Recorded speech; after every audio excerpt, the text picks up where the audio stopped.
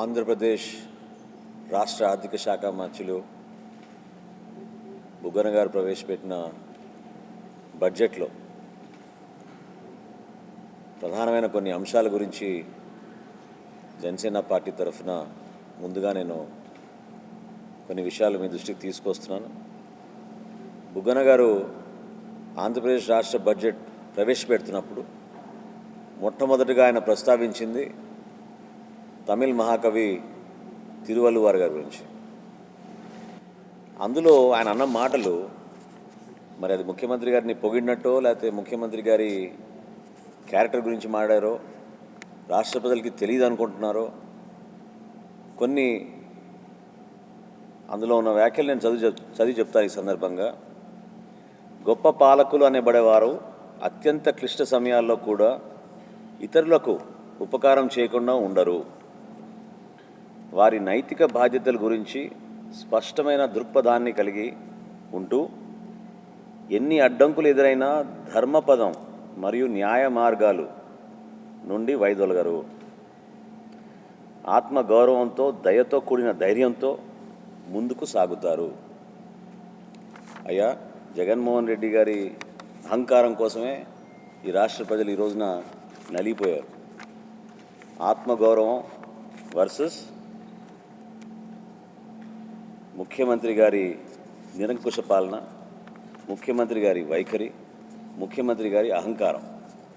దీని బదులు మీరు అల్పుడెప్పుడు పలుకు నాడంబరంగాను సజ్జనుండు పలుకు చల్లగాను అనే ప్రస్తావన మీరు చేసుంటే కొంతవరకైనా మీలో ఒక మంచితనం, ప్రజల్ని ఉద్దేశించి మాట్లాడినప్పుడు నైతికంగా ఇది ప్రతి సందర్భంలో రాష్ట్ర ప్రజల్ని మోసం చేస్తూ మీరు చేసిన ప్రయత్నం. డాంబికాలు తప్ప ఏమీ లేవు ఈ రాష్ట్ర బడ్జెట్లో. ఎందుకంటే గత సంవత్సరంలో కూడా ఇదే విధంగా సంక్షేమానికి పెద్దపీట వేశామని పదే పదే మీరు ప్రజల్లోకి తీసుకెళ్ళడానికి చేసిన ప్రయత్నం. ఒక సామాన్య పౌరుడి తరఫున నేను మాట్లాడుతున్నాను ఈ రోజున జనసేన పార్టీ తరఫున. ఎందుకంటే కొన్ని అంశాల గురించే ప్రస్తావిద్దాం. జనసేన పార్టీ రాష్ట్ర ప్రజలు ఇబ్బంది పడుతున్నారు, ఏమాత్రం కూడా ప్రజలకి సంక్షేమం పేరుతో ప్రభుత్వం చేస్తున్న కార్యక్రమాల ద్వారా క్షేత్రస్థాయిలో ఇబ్బంది పడుతున్న అనే విషయాన్ని ప్రభుత్వం దృష్టికి తీసుకురావడానికి రోడ్ల పైన ఒక డిజిటల్ క్యాంపెయిన్ ప్రారంభించాం. గత ఆర్థిక సంవత్సరంలో 7,500 కోట్ల రూపాయలు మేము రోడ్ల కోసం కేటాయించామని బడ్జెట్లో మీరు ప్రస్తావించి చివరికి సవరణలు చేసి 5,000 కోట్ల రూపాయలు మీరు రోడ్ల మరమ్మతుల కోసం, కొత్త రోడ్ల నిర్మాణం కోసం ఈ రాష్ట్ర బడ్జెట్లో మీరు ఆ రోజు ఆమోదించారు. కానీ వాస్తవంగా మీరు ఎంతవరకు రిలీజ్ చేశారు? డబ్బులు లేవు, గోతుల్లో ప్రజలు ఇబ్బంది పడుతున్నారు. ఏ మండలానికి కూడా మీరు అన్నట్టుగా డబుల్ రోడ్లు రాలేదు. ఏ జిల్లా హెడ్ క్వార్టర్ కూడా మండలా నుంచి జిల్లాకి హెడ్ క్వార్టర్కి వెళ్ళాలన్నా కూడా సరైన మార్గం లేదు.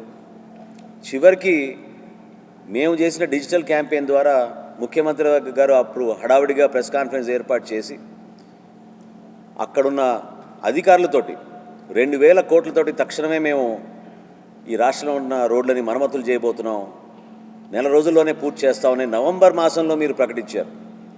తుఫాన్లు వచ్చినాయి కాబట్టి కొన్ని రోజుల తర్వాత చేస్తామని. అది కాస్త ప్రతి నెల దాటి వేసుకుంటూ కొత్త ఆర్థిక సంవత్సరంలో మీరు జూన్ మాసంలో ఆ 2,000 కోట్ల రూపాయల రుణాల్ని ఉపయోగించుకుని ఈ సంవత్సరం 8,500 కోట్ల రూపాయలు మీరు రోడ్ల కోసం కేటాయించారంటే ఎలా నమ్మగలుగుతారు చెప్పండి? గత సంవత్సరమే మీరు 7,500 కోట్లు కేటాయించామని చెప్పి 5,000 కోట్లకి మీరు సవరించి ప్రజలకి చివరికి ఇచ్చింది ఏమీ లేదు. అదేవిధంగా మత్స్యకారుల గురించి 97,000 మందికి 10,000 రూపాయలు చొప్పున ఇస్తున్నామని చాలా గొప్పగా చెప్పుకున్నాడు ఈ రోజున ఆర్థిక మంత్రి. క్షేత్రస్థాయిలో మేము అందరం పర్యటించాం. ఉభయ గోదావరి జిల్లాలో ప్రజలు పడుతున్న కష్టాలు, మత్స్యకారులు పాపం ఈ రోజున్న స్థితిగతులు చూస్తే చాలా ఇబ్బందికరమైన పరిస్థితులు. 97,000 మత్స్యకారులే ఉన్నారని లెక్క ఎక్కడి నుంచి వచ్చింది ప్రభుత్వానికి? అసలు దాదాపు కనీసం 2,30,30,000 మంది సముద్రంలోకి వేటకెళ్తారు ప్రతి ఏటా అని అనేక జిల్లాల నుంచి మాకు వచ్చిన సమాచారం. మరి ఈ విధంగా ప్రజల్ని మభ్యపెడితే ఏమని మనం నమ్మాలి? 1568 కోట్ల రూపాయలు మీరు కేటాయించారు పశుసంవర్ధక శాఖకు, మరి పాడి పరిశ్రమకు, అందులోనే మత్స్యకార శాఖకి మీరు కలిపి 1568 కోట్ల రూపాయలు ఈ సంవత్సరం మీరు కేటాయించి గత సంవత్సరంతో పోలిస్తే కేవలం 10% పెంచారు. ఎవరిని మోసగించినట్టు, ఎలా ఉపయోగపడుతుందో ఒకసారి చెప్పండి. ఏ కోణం నుంచి చూసినా రాష్ట్ర ప్రజలకి నిరుపయోగంగా ఆయన ఆ రోజున చేసిన ఈ కార్యక్రమం మనలందరినీ కూడా ఆశ్చర్యపరిచింది. తెలంగాణ ఆంధ్రప్రదేశ్ కలిసి ఉన్నప్పుడు ఆ రోజు మన బడ్జెట్ 1,61,000 కోట్ల రూపాయలు చివరి బడ్జెట్ మనం ఉమ్మడి రాష్ట్రంలో ప్రవేశపెట్టింది.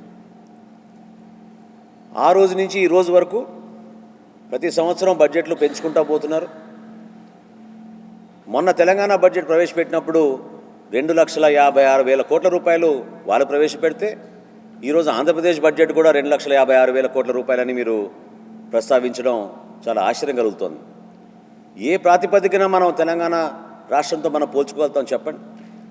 జనాభా లెక్క తీసుకున్నా మనం ఎక్కువగా ఉన్నాం, విస్తీర్ణం తీసుకున్నా కూడా మనం ఎక్కువగా ఉన్నాం, పెట్టుబడులు మనకి ఎక్కువగా రావాలి, మనకున్న వనరులు ఆ రాష్ట్రానికి లేవు.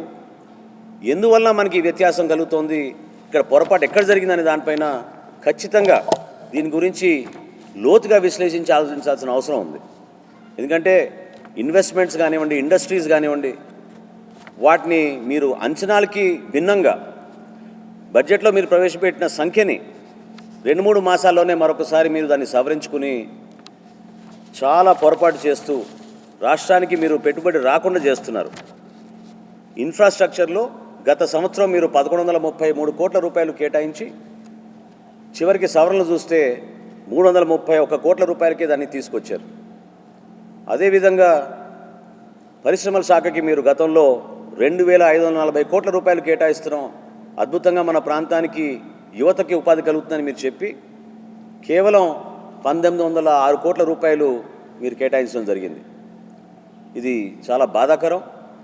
ఈ రాష్ట్ర బడ్జెట్ కేవలం ఒక పబ్లిసిటీ కోసం మీరు ఉపయోగించుకున్నారు తప్ప, ఇందాక అన్నట్టు డాంబికాలకే మీరు పరిమితమయ్యారు తప్ప వాస్తవాలకి ప్రజలకు ఉపయోగపడే విధంగా మాత్రం ఎట్టి పరిస్థితుల్లో లేదు.